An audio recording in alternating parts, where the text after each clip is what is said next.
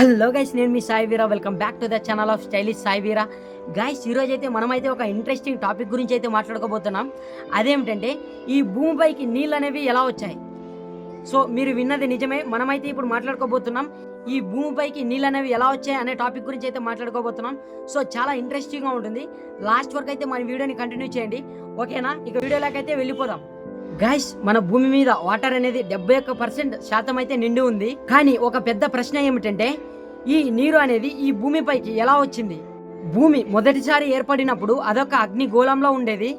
అలాంటి వేడి గోళంపై ఇన్ని నదులు అలాగే ఇన్ని సముద్రాలు ఎలా వచ్చాయి? ఆ నీరు అనేది అంతరిక్షం నుంచి వచ్చిందా లేదంటే భూమి లోపల నుంచి వచ్చిందా?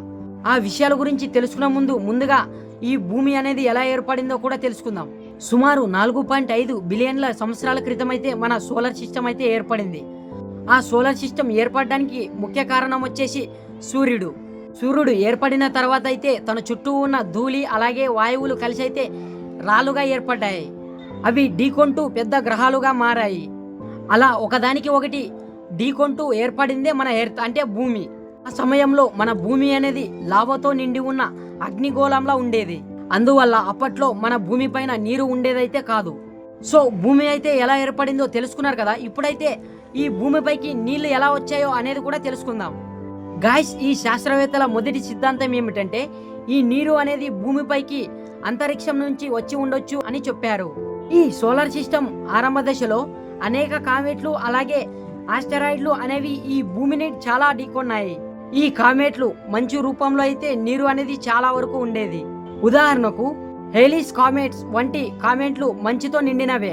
కాబట్టి ఈ కామెట్లు భూమిని ఢీకొన్నప్పుడు ఆ మంచు అనేది కరిగి నీళ్లుగా మారి సముద్రాలుగా ఏర్పడి ఉండవచ్చు అని అయితే శాస్త్రవేత్తలు చెప్పారు. కానీ ఇక్కడ పెద్ద ట్విస్ట్ ఉంది. అదేమిటంటే శాస్త్రవేత్తలు కామెట్లలోని నీటి కెమికల్ కన్జంప్షన్ అయితే అంటే హైడ్రోజన్ ఐసోటోప్ రేషియోతో పరిశీలించగా అది భూమి సముద్రాల నీటి కంపోజిషన్ అనేది సరిగ్గా సరిపోలేదు. అంటే నీరు మొత్తం కామెట్ల నుంచే వచ్చింది అని చెప్పలేము. గాయ్స్, ఈ శాస్త్రవేత్తలు మరొక సిద్ధాంతాన్ని అయితే చెప్పారు.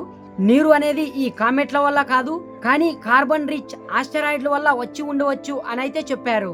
ఈ ఆస్టెరాయిడ్లు అనేవి నీటి మాలిక్యూల్స్ అయితే కలిగి ఉండేవి. భూమి ప్రారంభ దశలో ఇవి ఢీకొన్నప్పుడు నీరు అనేది విడుదలై ఉండవచ్చు అని అయితే శాస్త్రవేత్తలు చెప్పారు. ఈ సిద్ధాంతానికి మద్దతుగా జపాన్ అంతరిక్ష సంస్థ జాక్సా చేసిన పరిశోధనలు కూడా ఉన్నాయి. వారు హయాబుసా 2 మిషన్ ద్వారా ఒక ఆస్టెరాయిడ్ నుంచి నమూనాలు అయితే తెచ్చి పరిశీలించారు. ఆ నమూనాలలో నీటి ఆనవాళ్ళైతే కనుగొన్నారు. ఆ పరిశోధనలు చేసి శాస్త్రవేత్తలు అయితే ఏమని చెప్పారంటే ఆ ఆస్టెరాయిడ్ నుంచి కూడా భూమికి నీళ్లు వచ్చి ఉండవచ్చు అని చెప్పారు. అయిన తర్వాత ఈ శాస్త్రవేత్తలు మూడో సిద్ధాంతం కూడా చెప్పారు. అదేమిటంటే ఈ నీళ్లు అనేవి భూమి లోపల నుంచి కూడా వచ్చి ఉండవచ్చు అని చెప్పారు. ఎలా అంటే భూమి లోపల ఉన్న రాళ్లలో కూడా హైడ్రోజన్ అండ్ ఆక్సిజన్ అనేది ఉన్నాయి. ఈ ప్రక్రియనైతే వాల్కనిక్ అవుట్ గ్యాసింగ్ అని అంటారు. అప్పుడు విడుదలైన ఆవిరి ఆకాశంలోకి వెళ్లి చల్లబడిన తర్వాత వర్షంగా కురిచి మొదటి సముద్రాలను అయితే ఏర్పరిచి ఉండవచ్చు అని శాస్త్రవేత్తలు చెప్పారు.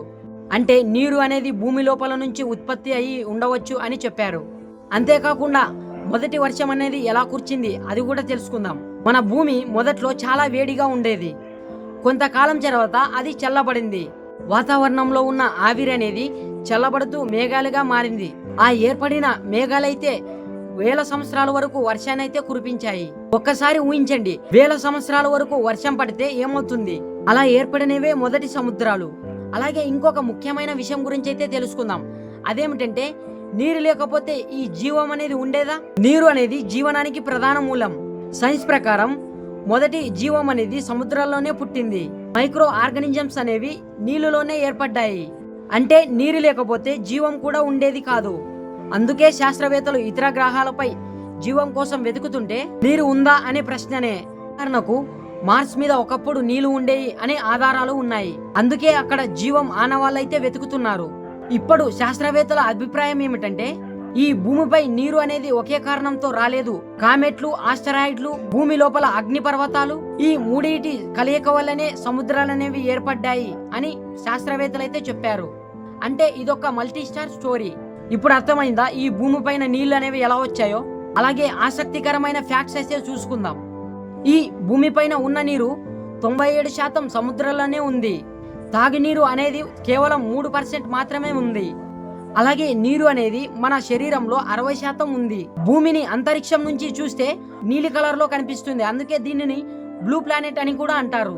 మనకు ప్రతిరోజు కనిపించే నీటి వెనుక ఎంత గొప్ప కథ ఉందో తెలుసుకున్నాం కదా.